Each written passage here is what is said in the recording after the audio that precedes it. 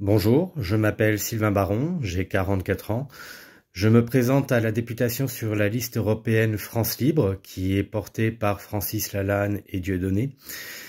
Je souhaitais vous expliquer mes buts dans le cadre de cette campagne et répondre par avance à diverses polémiques qui pourraient apparaître. Commençons d'abord par les polémiques habituelles, celles qui seront portées notamment par les grands médias, à savoir sur les questions de personnalité de Francis Lalanne et Dieudonné, qui chacun suscite à tort ou à raison des polémiques dans l'establishment politico-médiatique. Sachez d'une part que je ne connais pas personnellement ces gens, que je ne suis pas du tout opposé à leur point de vue sur les grandes questions qui nous rassemblent sur cette liste et qui pour moi comptent réellement, à savoir la question de la sortie de l'Union européenne, de s'assurer d'une purge judiciaire des traîtres qui dirigent la France actuellement et qui la mènent dans le gouffre, et de répandre la démocratie dans ce pays par des réformes constitutionnelles. Donc voilà, grosso modo, le socle de valeurs dans lequel nous nous inscrivons et pour lequel en tout cas moi je suis totalement investi. Et à partir de là, les distinctions, les différences subtiles, les points de vue, les saillies des uns et des autres sur des prises de position, quelles qu'elles soient, je m'en contrefous, je suis le premier à en faire, je suis un provocateur moi-même, et je sais très bien quelle est la punition dès lors que l'on n'a pas respecté la sainte doxa sur le fait que il y a des sujets tabous, des sujets sur lesquels il est interdit de se marrer, des sujets tout simplement dont on ne peut pas parler, que ce soit sérieusement ou avec dérision, et voilà, c'est le cadre de notre époque. Donc certains peuvent y prêter une très grande attention, considérer que ce que dira le qu'en dira-t-on bourgeois qui est omniprésent dans nos télévisions a de l'importance. Moi, je m'en contrefous. Deuxième polémique qui apparaîtra inévitablement, c'est le fait de dire les gens qui constituent des listes diverses et variées, qui sont toutes frexiteuses, très clairement, qui prônent la sortie de l'Union européenne. Il y a celle de Philippot, il y a celle de François Asselineau, qui sont, on va dire, les deux têtes de pont, mais il y a aussi toute une série d'autres listes qui sont plus citoyennes, entre guillemets, et qui prônent exactement la même question, qui est de sortir de l'Union européenne, qui est une nouvelle URSS, hein, c'est encore, elle est assez ancienne désormais, elle a à peu près autant d'années que la précédente. Mais c'est une question de reprise de souveraineté légitime pour tous les Français qui sont quand même les inventeurs, hein, c'est rien de moins. Nous sommes le peuple, la nation qui avons inventé le principe de souveraineté nationale. Nous lui avons même inventé d'autres termes qui relèvent du droit international public, mais qui ont exactement la même signification, à savoir le droit des peuples à disposer d'eux-mêmes ou la liberté de peuple à s'autodéterminer. Bon, ce sont des termes qui signifient tout, c'est la démocratie. Soit le peuple est aux commandes de son propre pays et a les rênes sur sa monnaie, sur sa politique étrangère, sur sa politique budgétaire, sur sa politique aux frontières, sur sa politique commerciale et douanière, etc., etc. Et donc mène sa barque en fonction des intérêts de son propre pays. Ça ne veut pas dire en opposition d'autres nations. Je vous rappelle qu'en Europe, si on prend deux exemples les plus simples, la Suisse et la Norvège, mais on pourrait rajouter la Serbie, l'Islande et tout un tas d'autres nations, ne sont pas dans l'Union européenne. Elles n'y sont absolument pas. Et avant l'Union européenne, on s'en sortait très bien. On s'en sortira beaucoup mieux en dehors, puisque ce sont les traités scélérats qui ont été adoptés contre notre gré, alors que nous avions fait un référendum pour les rejeter en 2005, qui nous maintiennent la tête sous l'eau, qui nous empêchent en fait d'avoir un contrôle sur nos mécanismes de régulation, notre boîte à outils économique, hein, que normalement les politiciens sont censés utiliser au gré de nos intérêts pour pouvoir faire fluctuer en bon ordre les importations, les exportations, s'assurer que le niveau de vie social ne soit pas rabaissé au profit d'autres. Enfin, c'est une machinerie qui n'est pas très compliqué en réalité quand on veut prendre un peu le temps d'étudier des grands principes de macroéconomie, mais encore faut-il s'y intéresser. Et les gens qui nous gouvernent, vous l'aurez constaté, pour nombre d'entre eux, sont des crétins finis, hein, ils sont des crétins circulaires, dirais, je sais plus de qui on tient cette expression, mais c'est tout. C'est des gens qui ne comprennent rien à rien. Ils ne savent pas à quoi servent les taux de change. Ils ne savent pas comment est émise la monnaie, quel est son rôle, quelle est sa part d'utilité publique, pourquoi il ne faut pas la céder à des intérêts financiers, mercantiles, privés. Il faut au contraire garder un contrôle public de la monnaie et ne pas la laisser à des intérêts étrangers parce que c'est aussi une arme de guerre. Quand vous entendez Emmanuel Macron qui veut nous envoyer, enfin qui veut carrément non seulement envoyer la France en guerre contre la Russie, mais aussi qui a publié un décret comme quoi désormais au nom des intérêts de notre alliance, c'est même pas pour nous défendre, si jamais un pays de l'OTAN devait être attaqué ou de l'UE devait être attaqué suite à une provocation, par exemple que la Pologne aurait fait sur la Russie, qui obligerait une réponse de cette dernière, comme c'est ce qui se passe en Ukraine. Les provocations sont au départ américaines et allemandes en grande partie sur le territoire ukrainien contre la Russie, ce qui a imposé sa réaction. Je vais pas revenir sur ce sujet ici, mais voilà, Macron a dans ce décret dit qu'il peut tout à fait placer sous séquestre la population et les infrastructures, les contraindre pour aller à la guerre.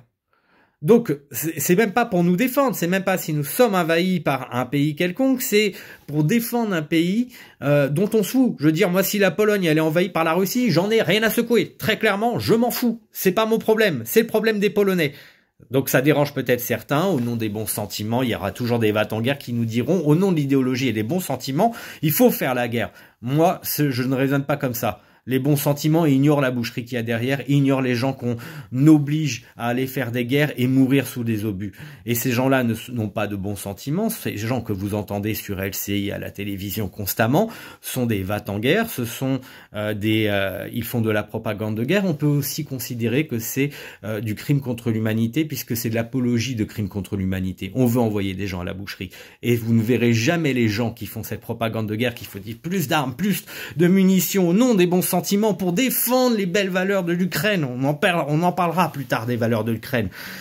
Ces gens-là sont des sanguinaires. Ils ont pas de valeur en réalité. Moi, j'en veux pas de leurs valeurs de merde. Ce sont des valeurs qui sont tout sauf humanistes. Ces gens-là méritent la prison. C'est l'apologie de crimes contre l'humanité. Donc voilà, il va y avoir donc une polémique en disant que vous allez diluer cette contestation plus organisée et notamment qui est dont le leadership, on peut le reconnaître, est porté par François Asselineau qui se bat depuis des années pour faire entendre le fait que l'Union européenne est en train de démolir notre souveraineté et nous envoyer à la guerre. Il a parfaitement raison et j'ai d'ailleurs démarré chez François Asselineau avant de m'évader de ce parti pour des raisons qui sont propres à ce parti et qui sont propres aussi à mon sentiment de liberté, d'indépendance. Toujours est-il que la réalité, c'est que le message n'a pas été porté par lui, dès le départ. En fait, il y en avait déjà d'autres et ça, il faudrait qu'il ait un peu d'humilité parce qu'il n'était pas le seul en fait à cette époque à dire qu'il fallait sortir de l'Union européenne. Mais il a très bien porté ce message, c'est vrai, avec beaucoup d'intelligence et de pédagogie et il a performé là-dessus.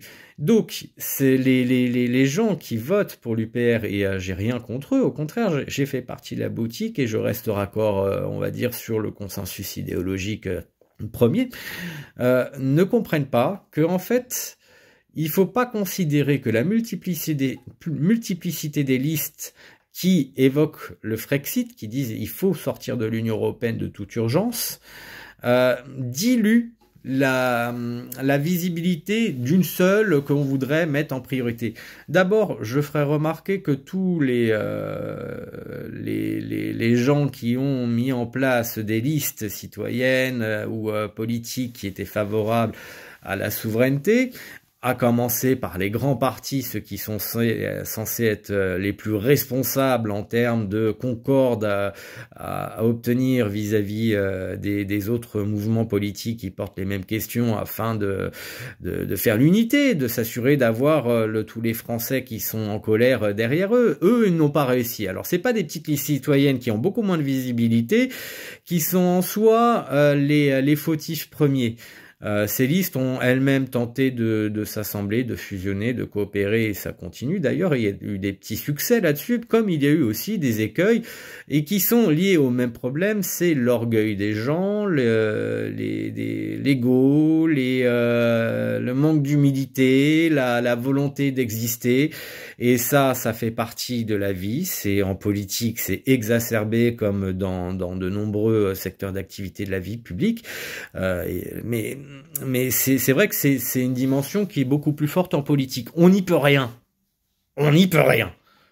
On n'y peut rien, et à partir du moment où on ne peut pas changer des ressorts humains qui font que on n'arrive pas à fédérer tout le monde sous une même étiquette, entre guillemets, sous une même bannière, c'est regrettable, c'est triste, mais je veux dire, les Gaulois sont quand même réputés pour leur côté querelleur et un peu anarchiste. C'est comme ça fait partie de notre système, mais on est capable pourtant de se fédérer et de se retrouver dans plein d'occasions, en vérité, malgré le fait qu'on soit pas d'accord. Moi, je veux dire, dans les manifs, c'est déjà là où je vois à quel point on trouve des gens qui viennent de toutes les chapelles parce qu'ils sont en colère et qu'ils considèrent les partis finalement comme de simples outils pour pouvoir avancer, mais qui ne se suffisent pas en eux-mêmes. D'ailleurs, le système électoral ne se suffit pas en lui-même, et c'est certainement pas les élections européennes qui pourraient changer quoi que ce soit. Donc, que je sois élu ou pas dans cette liste, c'est très improbable d'une part, mais c'est sans importance. Vous verrez où est l'importance de tout ça. Toujours est-il que la multiplicité des listes qui seront officialisées et qui portent la question du Frexit vont mettre les journalistes dans l'embarras. Pourquoi? Parce qu'au lieu d'en avoir une ou deux qui sont très radicalement favorables à la sortie de la France de l'Union européenne, ils en ont peut-être 5 ou 6. Admettons ce chiffre-là. Ça veut dire que nous avons en face celles qui sont soutenues par le système, qui sont bien financées, qui ont les faveurs des médias, etc. Nous avons, on va les compter rapidement, le RN, le Front de gauche, je sais plus quel est leur truc, parce qu'à force de changer les acronymes, je m'y perds. Ils veulent nous perdre, donc tant pis pour eux. Donc la France Insoumise, voilà, le RN et la France Insoumise qui sont l'opposition à débile. C'est le hochet pour crétin qu'on présente constamment dans les médias, parce que ces gens-là ne cessent d'exciter les passions en fonction des sujets, mais surtout sont des européistes. Ils veulent rester dans l'Union européenne, ils veulent nous laisser enfermer dans l'Union européenne.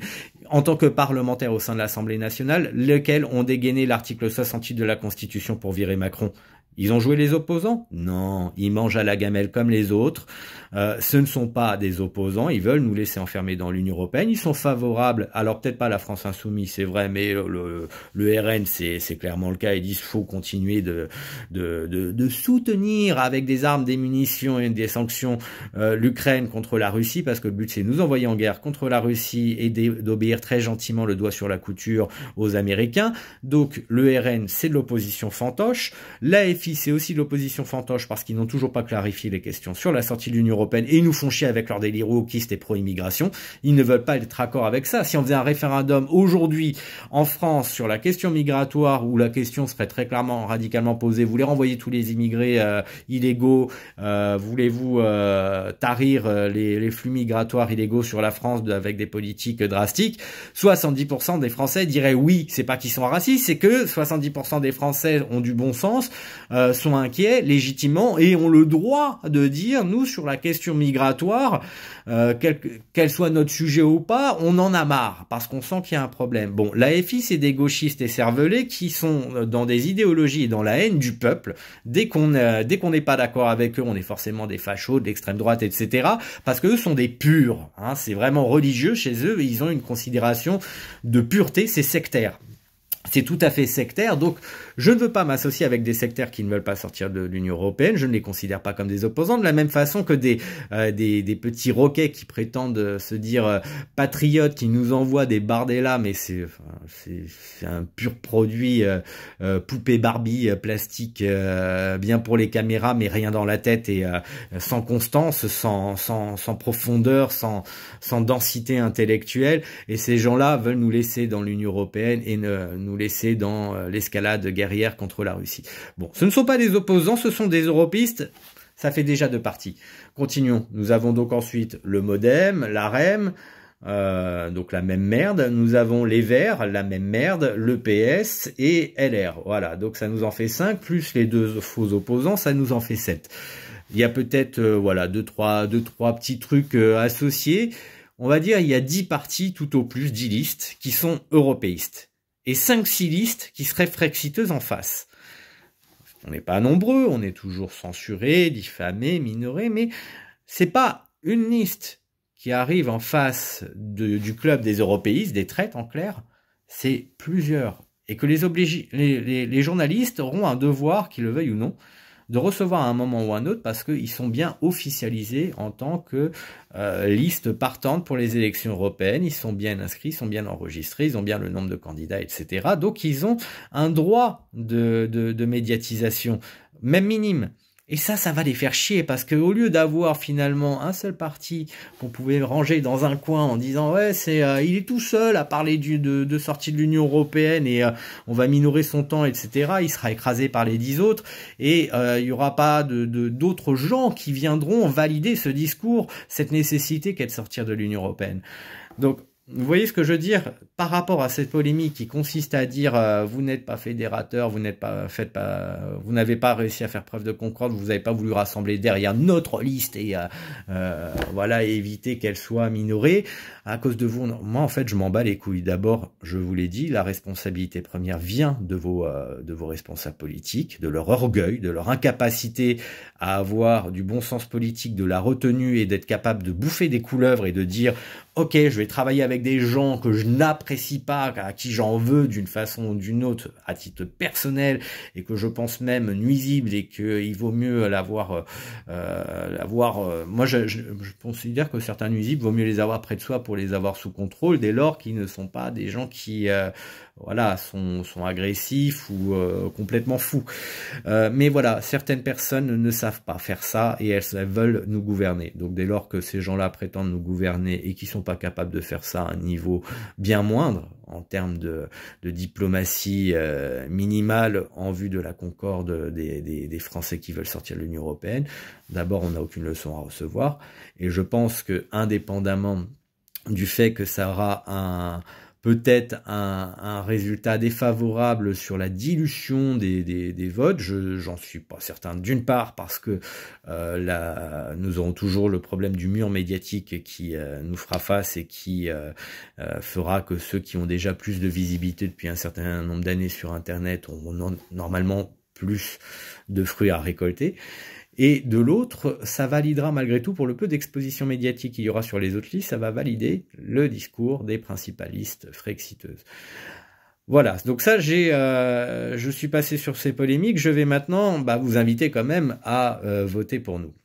Et pourquoi? Parce que quelle est notre distinction? Et en tout cas, moi, dans ce que je compte faire, et je pense qu'un certain nombre de personnes qui sont dans la liste France Libre sont un peu dans cet état d'esprit. Quel est notre regard? D'abord, les gens qui sont dans la liste France Libre, ce ne sont pas des politiciens de métier. Ce sont des gens vraiment comme vous et moi, qui sont moi j'étais chauffeur routier, je suis agent logistique encore aujourd'hui. Bon, j'ai une vie à part qui est politique, où j'ai écrit un livre et j'ai animé beaucoup de choses, mais je suis un gueux, comme vous tous, et tous les gens qui sont sur cette liste, pour la plupart, sont des gueux. Par contre, ce sont des gens extrêmement actifs sur le terrain, c'est-à-dire ils vont directement faire des choses ingrates que les politiciens eux-mêmes ne font pratiquement jamais parce qu'ils laissent ça à leurs militants, c'est chiant, hein, mais aller coller des affiches, tracter, aller faire des manifs, montrer des muscles d'une façon ou d'une autre, faire des choses qui sont un peu audacieuses, des petits coups où on va aller se rassembler quelque part sans prévenir et puis faire un happening entre guillemets, des choses comme ça. Bon, ça c'est une expérience militante qui est rare, que très peu de gens ont, y compris dans les partis politiques. Et c'est quelque chose qui est essentiel quand on veut exister politiquement. Il faut aussi avoir des gens qui sont sur le terrain, qui sont capables de générer des événements, qui ont de l'audace, qui ont du mental, qui sont capables de se dire je vais prendre de l'énergie, du temps, de l'argent sur moi pour aller faire des choses qui, avec un peu de chance, vont nous donner un supplément de visibilité malgré la censure médiatique. Parce que on crée de l'événement qui suscite de la visibilité sur les réseaux sociaux ou même l'attention des journalistes qui aiment ça. Voilà. Donc ça, c'est un premier point. Nous avons une dimension militante plus organisée, plus révolutionnaire aussi, parce que sur le point de vue idéologique, il faut être clair. Je l'ai dit tout à l'heure dans le socle de valeurs, certes nous sommes des Frexiteurs, mais nous avons aussi un regard sur la démocratie qui est très important. Manifestement, vous en doutez, nous sommes hostiles à toute dégradation de nos relations avec la Russie, l'envoi d'armes et de munitions à l'Ukraine et les sanctions contre la Russie. Nous y sommes hostiles, nous voulons rétablir de très très bonnes relations avec la Russie. Alors qu'au contraire, les relations que nous avons, que nous considérons trop étroites avec les États-Unis et certains membres de l'Union européenne et Bruxelles de façon générale, ou même des pays comme Israël, nous voulons les assainir et réduire un petit peu la voilure en considérant que les intérêts de la France ne sont pas forcément les intérêts de ces pays-là, qui eux voudraient bien nous envoyer à la guerre avec la Russie. Donc il y a un moment, il faut regarder les ingérences telles qu'elles sont. Le Nord Stream, c'est un sujet sur lequel on aura envie de batailler. Par exemple, on a investi 1 milliard pour pouvoir nous assurer de nos approvisionnements à moindre coût, constant sur des contrats à long terme en gaz de très bonne qualité et qui vient qui n'est pas éloigné, qui était facile à transporter pour notre industrie et le chauffage des Français. 1 milliard investi par la France, et la France n'est même pas dans l'enquête pour savoir qui a fait ça. Nous, ça nous intéresse, parce qu'on pense que les États-Unis sont responsables, et je vais vous dire, même la Russie serait gênée à l'idée que finalement on puisse démontrer par A plus B, le prouver que les Russes ont effectivement été dans le coup, parce que ça signifie que c'est un acte de guerre manifeste sur lequel la Russie serait obligée de répondre. Et la Russie préfère ne pas avoir à répondre d'une certaine façon dans ce genre de coup foireux, parce que c'est plus intéressant que quelque part ce soit un secret de polichinelle, tout le monde le sache, mais on n'a pas la preuve. Et voilà, le but c'est de continuer de la chercher en sachant qu'on l'aura jamais, et ça nous évite d'entrer en guerre parce que la Russie serait quelque part obligée devant son peuple de répondre à une telle agression caractérisée, manifeste et directe de la part d'un État qui se dit non belligérant, etc. Bon, ça on est contre. Et on va clairement pourrir les va-t-en-guerre, les humilier, leur rappeler le droit pénal et international à ce sujet, leur rappeler le contexte historique qui est à l'œuvre, le contexte géopolitique. Et de la même façon, nous allons humilier nos politiciens bien français, ceux qui promeuvent l'Union européenne, et nous allons faire en sorte que ces gens soient poursuivis. Parce que vous vous rendez compte que si nous avons un mandat de député européen, quelques mandats, vous voyez, si notre liste dépasse les 5%, c'est ça l'enjeu, hein, c'est réussir à faire en sorte que les listes frexiteuses, et c'est ça moi que j'appelle, c'est pas d'avoir cette espèce de considération débile qui vise à dire ah si tu votes pas sur celle-ci, si tu soutiens pas celle-ci, c'est que t'es un traître, il fallait non, c'est pas comme ça qu'il faut que ça marche. Il faut plutôt que chacun d'entre nous, chers Français, comprenions déjà les listes à éviter, toutes celles qui sont portés par des larbins qui veulent nous envoyer à la guerre contre la Russie, qui ne veulent pas sortir de l'Union européenne, qui ne disent pas clairement nous voulons quitter l'Union européenne, déjà ne votez pas pour elle. C'est simple, c'est beaucoup plus simple. Soit vous voulez pas voter, vous votez blanc, etc. Eh bien, tant pis, ça ne profitera pas à des listes qui, elles, auraient besoin de porter la voix des Français et leurs intérêts nationaux. C'est regrettable, mais je vais pas vous en tenir compte, je vais pas vous engueuler d'abord parce qu'on n'est pas en face à face. Et ça ne sert à rien, et moi-même, je suis le premier à l'avoir fait à différentes reprises. Simplement, si vous voulez vraiment aider la France, nous aider, nous tous, à améliorer notre condition et régler un certain nombre de problèmes par des leviers nationaux et en purgeant d'abord notre oligarchie, il faut faire en sorte que des listes qui soient portées par des gens qui parlent de souveraineté, qui sont pacifiques, qui ne veulent pas la guerre, qui veulent réguler des questions économiques, je dirais, avoir simplement rétablir des droits de douane, rétablir notre monnaie nationale pour bénéficier à nouveau de taux de change qui nous soient favorables, excusez-moi. Nous avons besoin de reprendre les commandes sur notre budget, être complètement souverain là-dessus, cesser d'arroser à tout bout de champ la finance et tout un tas d'intérêts. Bon, pour ça, il faut reprendre la main. Et pour reprendre la main, il faut d'abord faire le vide dans nos institutions de tous ces traîtres, tous les traîtres, du PS, de LR, de Modem, de l'AREM, de tous ces gens-là, jusqu'aux hauts fonctionnaires, magistrats et chefs d'état-major qui sont main dans la main pour cloisonner la France dans les intérêts de Berlin, Bruxelles et Washington. Tous ces gens-là sont des traîtres. Des vrais traîtres à la patrie. Et l'article 411.5 du Code pénal, je le répète définitivement, parce que c'est important de savoir que dans notre code pénal, la trahison, elle est qualifiée. Ces gens-là pourraient faire 10 années de prison parce qu'on considère que ce sont des intelligences avec des puissances étrangères contre nos intérêts nationaux, tels que sanctuarisés par l'article 410.1 du code pénal. Allez sur Légifrance.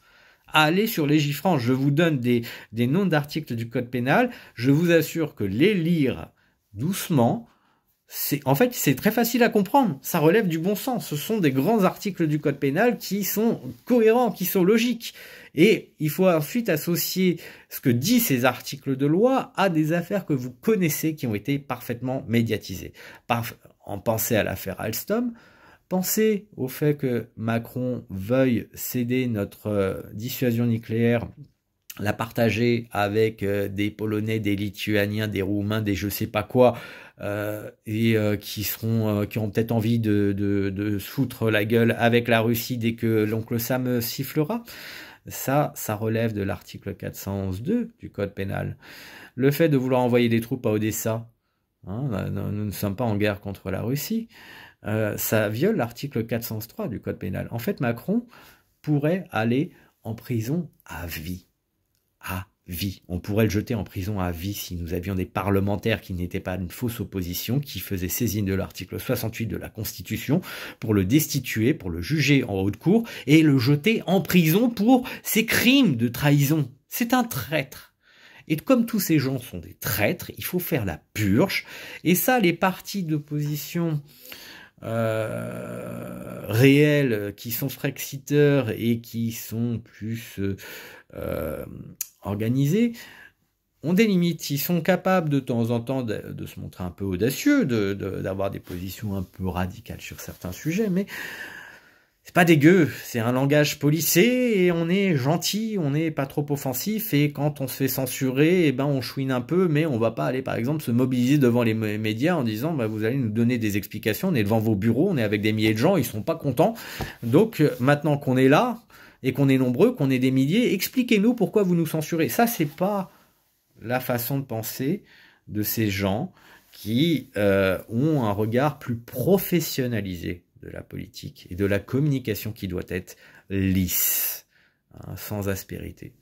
Ne me demandez pas d'avoir une communication lisse, je suis un provocateur d'une part, j'ai tendance à être grossier assez régulièrement, je n'y peux rien, c'est comme ça traduit mes sentiments, ma colère, et j'ai pas envie de lisser ma communication, ni même faire preuve de souplesse, de moindre radicalité, vis-à-vis de choses qui me mettent en colère. Et je considère que la première des choses que nous devons faire pour assainir notre pays, c'est positionner donc des gens qui sont très en colère comme moi, comme d'autres, qui ont bien compris qu'il faut sortir la France des griffes de l'Union européenne, de l'OTAN et de cette escalade vers la guerre. Et il faut les positionner dans nos institutions, que ce soit alors à un moindre niveau au Parlement européen, mais tout simplement aussi dans des mairies, dès que les élections locales arriveront, et puis évidemment au Parlement, et puis évidemment si on peut réussir le coup que d'avoir directement à la présidentielle quelqu'un qui porte tout ça, ce sera encore mieux. On n'y est pas. Tout simplement, il faut qu'en attendant, là où il nous est possible de positionner des gens comme ça, d'abord, ça va aider, parce que ça va obliger les journalistes à se dire « Ah bah merde, il y a quand même dans la représentation nationale sur différentes institutions des gens qui ne sont pas liés à la fausse opposition. » Et cela, j'ai encore plus de colère contre ces gens-là, parce que faire semblant d'être des opposants et être en fait des petits larbins des mêmes intérêts, c'est encore pire. Ces gens-là, en fait, moi je vous dis, si vous êtes des gens qui êtes allés voter pour la FI ou pour le RN, ne prétendez pas être des patriotes, ne prétendez pas avoir des valeurs humanistes, ne prétendez pas avoir des valeurs sociales, ne prétendez pas vouloir défendre les intérêts de la France, ne prétendez pas ça parce que vous allez voter pour des gens qui sont des collabos. Et c'est eux qu'il faut punir en premier, bien avant, parce que le vote macroniste, c'est des petits bourgeois qui votent ça, ou des vieux complètement cons, mais c'est des gens qui sont en général plein de haine contre les gueux et qui assument leur haine sociale. C'est un vote de gens qui sont dans des catégories socio-professionnelles souvent hautes, qui estiment que par leurs longues études, ce sont des cadors, des gens qui ont tout compris, etc., qui sont très superficiels, qui sont idiots, qui sont beaucoup dans les apparences, qui n'ont aucune réflexion géopolitique et économique profonde parce qu'ils ne s'y intéressent pas. Ça les intéresse pas. Dès lors qu'ils ont fait des études, ils considèrent qu'ils n'ont plus besoin de continuer à étudier. Ce sont des cadors. Vous l'avez vu dans la belle expérience sociale qui était le Covid. On a vu des médecins qui sont censés avoir des études longues comme ça devenir complètement débiles, scientistes et malveillants vis-à-vis de la population et qui se prenaient pour des rois et des gens des autorités morales et politiques. Voilà. Donc clairement, je vous invite à bien comprendre quelle est la nature du vote macroniste, RN socialiste. C'est des gens comme ça. C'est des gens qui ont une détestation pour le peuple et ils ne représentent pas grand monde en réalité. Tout rassemblé, si on les met tous ensemble et qui sont à fond et hyper motivés, ils représentent 10-15% maximum de l'électorat. Voilà. Le reste de l'électorat qui va se disperser soit dans la fausse opposition complètement collabo que sont le RN ou la FI, ça représente une part de l'électorat qui est déjà supérieure en soi, agrégée contre les européistes. Mais simplement, ce sont des gens qui malheureusement peut-être n'ont que la télévision ou des réseaux d'amitié, etc., qui votent pour ces partis de merde, mais et ces électeurs-là, je pense qu'ils ne sont même pas, hostiles à la France. C'est plutôt des gens comme nous qui voudraient rétablir nos intérêts nationaux, les défendre. Mais je ne sais pas pourquoi, il y a une forme de bêtise en eux où ils n'arrivent pas à dépasser cette espèce J'arrive pas à comprendre en fait qu'on puisse... c'est parce que, je veux dire, Bardella et qu'est-ce qu'on a... Même Mélenchon d'une certaine façon, et puis surtout tous les wokistes qu'il y a derrière, je veux dire, c'est des caricatures. Mais des deux côtés, c'est caricatural. C'est caricatural de voir des gens qui sont dans des arguties, des sophismes, des discours creux qui visent à dire je suis social, je défends les intérêts, mais sur l'essentiel, non, je ferme ma gueule et non, on ne va pas sortir de l'Union européenne, on ne va pas se montrer offensif avec les moyens que l'on a en tant que parlementaire pour nuire très clairement à l'oligarchie régnante, pas d'article 68 de la Constitution saisi lorsqu'on est parlementaire français, mais pas non plus de procédure judiciaire dès qu'une affaire mérite d'être jugée pour pouvoir nuire encore une fois à nos politiciens, experts, médiacrates de plateau, aux fonctionnaires qui nous trahissent et dont on a des faits qu'on peut qualifier sur le plan pénal. Il n'y a personne qui utilise ça. Il pourrait profiter de leur exposition médiatique, de leur autorité en tant que parlementaire ou autre mandat, autre fonction, ils pourraient profiter de tous leurs avantages pour nuire à l'oligarchie, jamais ils ne le font. Donc ces opposants, pour rire, ces guignols, doivent être les premiers punis. Les premiers punis, au profit de toutes les listes qui portent le Frexit, clairement, qui portent la sortie de l'Union européenne, y compris les listes, on va dire, citoyennes, qui sont pas censées avoir un intérêt plus que ça, tactiquement. Bah si, en fait, parce que ces gens-là sont plus radicaux. C'est plus l'esprit des gilets jaunes, on va dire. C'est plus l'esprit populaire, plus radical, pas moins intellectuel. Nous ne sommes pas des gros débiles qui ne comprennent rien. Au contraire, la plupart des gens qui sont dans la liste, je peux vous dire que ce sont des gens qui maîtrisent très bien leur dossier, qui ont des expertises diverses et variées, et qui peuvent tout à fait être très incisifs sur le plan politique et intellectuel. Il faut pas considérer que parce qu'on est des gueux, on est forcément des gros débiles. C'est pas vrai. C'est pas vrai. Et au contraire, ce qui est notre intérêt, c'est qu'on est peut-être plus offensif et moins professionnel. Que notre communication, on s'en fout. D'ailleurs, on fera des gros ratés, on va se prendre des tôles parce que on va dire simplement ce qu'on pense et que de temps en temps, quand on dit ce qu'on pense, ça va pas, il y a des polémiques. C'est ce qui nous arrivera. Et alors? C'est peut-être ce que les Français ont besoin en ce moment, c'est que des gens parlent un peu vrai. Donc, si vous voulez entendre des gens parler vrai, qui soient offensifs, qui soient prêts à lancer des procédures judiciaires contre l'oligarchie régnante, parce qu'ils ont, on va dire, une petite place, comment dire, un léger pouvoir d'influence supplémentaire par rapport à nous tous, parce qu'on les a placés quelque part dans un parlement, au niveau d'une mairie ou ailleurs, mais là pour l'instant c'est les élections européennes.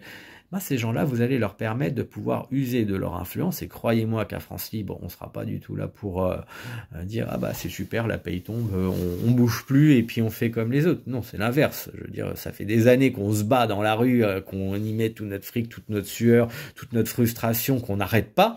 C'est pas au moment où on commence à avoir quelque chose qui avance enfin un petit peu, qui nous permet de pouvoir influencer un peu plus dans le bon sens, que l'on va se dégonfler et dire bon bah là on arrête tout et puis on se laisse aller. Non, c'est l'inverse. On va être encore plus énervé et on va profiter des leviers d'influence supplémentaires que l'on aura.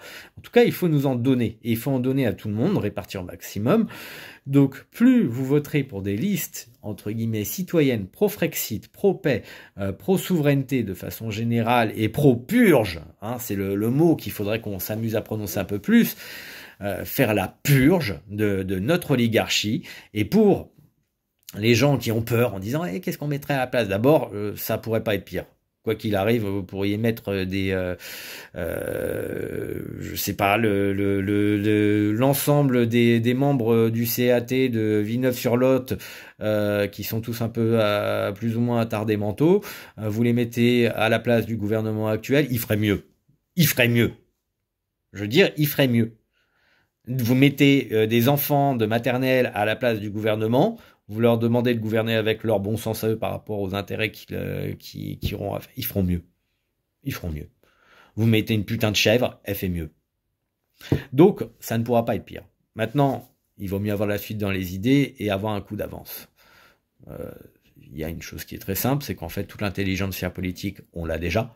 Des gens pour gouverner, on les a déjà, qui ont leurs compétences, leurs spécialités, on les a déjà. Certains, vous les connaissez si vous êtes dans la dissidence, d'autres pas nécessairement. En fait, il nous faut constituer un gouvernement, un gouvernement révolutionnaire, un gouvernement de l'ombre, quelque chose qui est prêt à prendre la main. Et ça, c'est aussi le fait d'avancer justement, notamment par des succès. Si par exemple justement au niveau européen, toutes les listes frexiteuses arrivaient à poser quelques députés. Imaginons ça. Hein. Il y a 3, 4, 5 listes frexiteuses, citoyennes, qui ont toutes réussi à poser 5-6 députés. Bon, d'abord, notre visibilité, la crédibilité du message, elle est beaucoup plus amplifiée du fait que justement il n'y en a pas qu'une, mais qu'il y en a plusieurs qui portent le même message. Ça crédibilise notre message, ça le légitime, et ça c'est ce qui compte. Donc encore une fois, pour ceux qui parlent de dilution, non, c'est pas aussi simple que ça. Il y a aussi la portée du message et notre capacité à le décupler. Et il y a aussi autre chose, c'est que quand on veut faire la concorde dans une trajectoire politique qui est longue, compliquée, avec justement tous ces problèmes d'orgueil d'humain, d'ego, de gens qui sont censés faire la concorde, qui sont censés avoir les capacités et les responsabilités nécessaires pour le faire et qui ne le font pas, eh bien parfois ce sont les événements politiques de ce genre qui font que en fait j'aurais pas cru, moi qui porte tel message qui est censé être le patron de tous parce que je m'auto-proclame comme le plus légitime d'entre tous à porter ce message et à devoir rassembler les Français là-dessus, bah merde, en fait non, j'ai été qu'un parmi d'autres, j'ai eu un bon score et tant mieux, et c'est ce qu'on souhaite à ces gens-là, mais quand même ceux qui portent le même message que moi, où normalement je suis pas censé me fâcher avec eux parce qu'ils sont hostiles à l'euro et l'OTAN, ils veulent en sortir et ils veulent la paix, ils veulent rétablir la souveraineté des Français, enfin je veux dire ça c'est quand même le tronc commun, le socle de valeurs commun. S'ils ont eux-mêmes ils ont balancé des députés partout, bah, il y a un moment il faut discuter. Parce que ces gens-là ne sont pas que du coup des petites listes pour lesquelles on aurait du mépris en se disant ils existent quasiment pas, ils n'ont pas d'expérience, c'est que des gueux qui essayent de faire quelque chose, mais bon, ils n'ont pas de thunes, ils n'ont pas de fric, ils n'ont rien, ils y arriveront pas, on s'en fout, ils diluent le message, voilà, ça c'est du discours de mépris. Et puis en fait les petites listes sur lesquelles on pensait qu'il se passerait rien, bah patatras. Elles ont réussi à franchir la barrière des 5% et poser des députés. Et comme ça, on a un certain nombre de gens, de collectifs différents, de partis différents, qui portent le même message et qui se regardent en chien de faïence avec derrière des militants de tous côtés qui disent faut se rassembler maintenant parce que les prochaines élections ne seront plus les européennes, ce sera des élections nationales d'importance. Il faudra absolument qu'on soit tous ensemble. Bon, ça oblige. Ça oblige notamment les gens qui ont des difficultés à prendre sur soi, ravaler leur orgueil, ravaler leur déception, leur sentiment d'injustice, et dire maintenant il faut discuter. Et pour constituer un gouvernement provisoire qui serait prêt à gouverner, qui permettrait de s'assurer que tout le monde fonctionne ensemble, parce qu'en clair c'est la distribution des places, ça c'est triste à dire, mais pour moi, ça ne doit pas être quelque chose qui est tactique, politicard, mais plutôt lié à des compétences et des considérations humaines, parce que pour porter certaines charges, certaines responsabilités, c'est des objectifs bien particuliers qu'on doit chercher, certainement pas politicard. Mais toujours est-il, ça obligera, ça pourra permettre d'aider. Alors, un dernier argument qu'on pourra m'opposer en disant, oui, bah justement, vous êtes des listes qui n'avaient pas les thunes, pas les reins assez solides pour pouvoir jouer dans la cour des grands avec les autres, rivaliser, parce que les autres, eux, sont bien médiatisés, sont financés par des intérêts prédateurs à coups de millions, et ils peuvent faire valoir aux imprimeurs les nécessités d'impression justement comment on appelle ça, de toute la paperasse électorale, hein, les bulletins de vote, les professions de foi, tout ça, bon, eux, ils ont les moyens, ils ont les reins pour le faire, nous, non, clairement pas. Je veux dire, on va peut-être pouvoir faire des choses en montant des cagnottes, etc., et peut-être qu'on va être très surpris, et je suppose que il faut pas préjuger de cela, mais je pense pas qu'on aurait cette capacité à pouvoir faire aussi bien avec la même capacité, les mêmes moyens. Bon, c'est un scandale sur lequel je ne vais pas venir, sur le fait que le financement des partis politiques, c'est toute une histoire, mais bon. Toujours est-il, rien n'empêche aux électeurs d'imprimer leur bulletin de vote sur Internet. Donc ça, il y aura des solutions palliatives. Et je pense que malgré tout, on peut s'assurer par des stratégies, des tactiques très efficaces, de dire là où on sait qu'on peut avoir les concentrations de vote qui nous permettent d'atteindre le seuil nécessaire pour avoir les 5%, on ventile les bulletins qu'on va faire imprimer pour s'assurer que tous ceux qui veulent nous suivre et nous aider permettent justement qu'on atteigne le seuil fatidique. Donc il y aura sans doute, je suis pas encore, on n'est pas encore dans ces discussions-là, ils vont pas tarder à venir là pour l'instant finaliser la liste, mais il y a des moyens de transcender les barrières financières avec un peu d'organisation et une bonne campagne bien menée. Un dernier détail, pour ceux qui voudraient rejoindre notre liste, nous n'allons pas tarder à déposer celle-ci. Pour les derniers noms que l'on met sur cette liste, ça va être plutôt des prête-noms, des gens qui qui n'ont pas envie d'être élus et qui ne seront pas en tête de liste, donc ils sont pas là pour ça. Mais on aimerait quand même avoir des gens pour conclure cette liste qui sont plutôt motivés. Et en fait avoir un groupe de 80 personnes minimum, un peu plus en réalité, qui sont déterminés à mener une belle campagne, qui s'en foutent de savoir s'ils seront élus ou pas. Moi personnellement, je ne sais pas, je sais même pas dans quelle position je suis dans la liste et je ne pense pas que je serai élu, mais c'est le jeu, c'est plutôt de dire voilà, on est dans un moment électoral, on profite de cette campagne électorale pour pouvoir faire des choses audacieuses sur le terrain, avoir une bonne communication et humilier un petit peu nos dirigeants et profiter de l'espace médiatique qui nous sera offert si on arrive à officialiser tout ça. Donc, si vous avez envie de vous battre, si vous êtes clairement des Frexiteurs, si vous voulez une purge judiciaire monstrueuse dans notre pays qui permette de jeter en prison tout un tas de traîtres, si vous voulez la paix avec la Russie et puis faire un gros fuck à nos amis américains, hein, pour leur dire on n'est plus vos larbins, un gros fuck aussi à nos chers amis européistes de Bruxelles, et puis dire aux Allemands désolé mais nous Vichy ça nous a suffi, nous ne serons pas vos larbins, nous allons reprendre nos intérêts, nous allons décider par exemple de notre tarification réglementaire national sur le coût de l'électricité indépendamment de vos considérations, hein, de vos mécanismes, et le but pour nous c'est que les Français ne payent pas cher leur électricité, nous allons rester sur le nucléaire, ne vous en déplaise.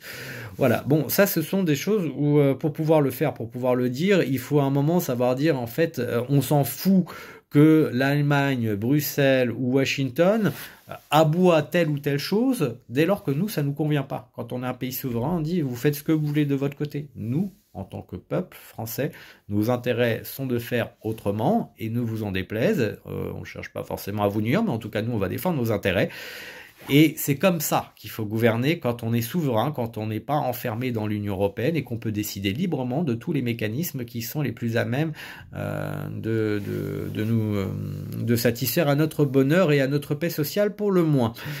Donc voilà, si vous en avez marre de l'Union européenne, si vous êtes aussi, si vous êtes très fâché de l'opposition pour rire, parce que vous avez à chaque fois voté pour ces gens d'un côté ou d'un autre et que vous constatez bien que au Parlement national ils sont tout à fait inoffensifs contre la Macronie et de façon générale finalement ils ont toujours des positionnements soit hystérisants sur certains sujets qui demandent un peu de délicatesse, soit qui sont toujours conformes finalement à la doxa puisqu'il ne s'agit pas de sortir de l'Union européenne. Votez pour des listes citoyennes, votez pour France Libre. Si vous voulez adresser un message à des politiciens professionnalisés qui portent la même cause que nous, mais qui ont besoin d'une leçon d'humilité, votez pour France Libre et pour d'autres listes citoyennes qui portent le même message politique, hein, mais pas en vue de se fâcher, simplement pour adresser un petit message, de dire à un moment l'orgueil, il faut savoir le rabaisser un petit peu.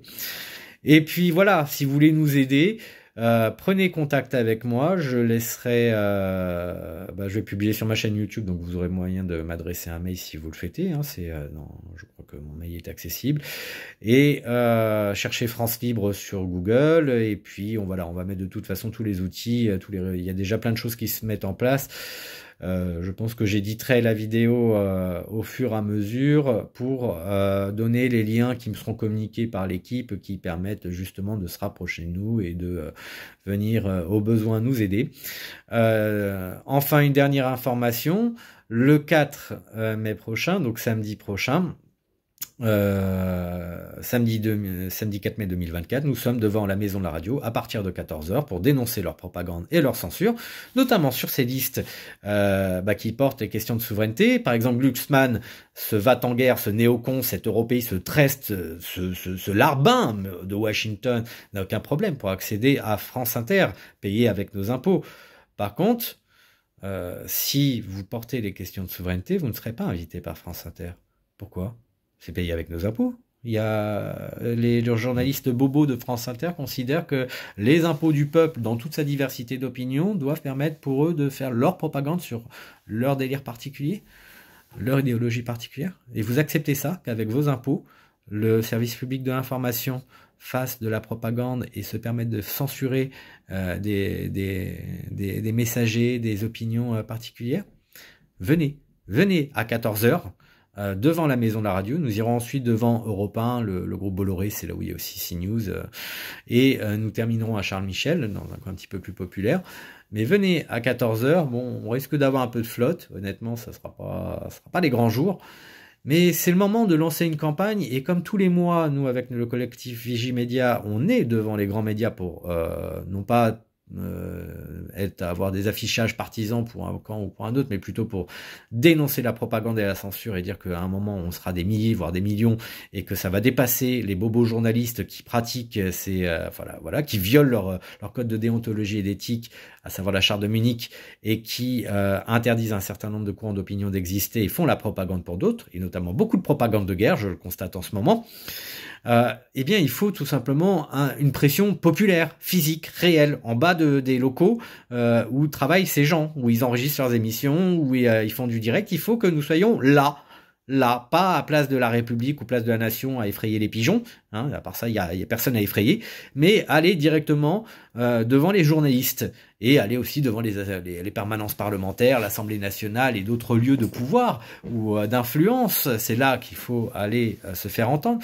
Mais quoi qu'il arrive, nous à Vigimédia, ça fait des années qu'on le fait, avec évidemment aucun grand média pour le relayer, ils sont pas cons, mais on va devant les grands médias. Et donc samedi prochain, nous y serons à 14h devant la maison de la radio. Nous vous invitons tous à nous y rejoindre. Et moi, à titre personnel, donc là cette fois-ci, je roule pour l'équipe France Libre.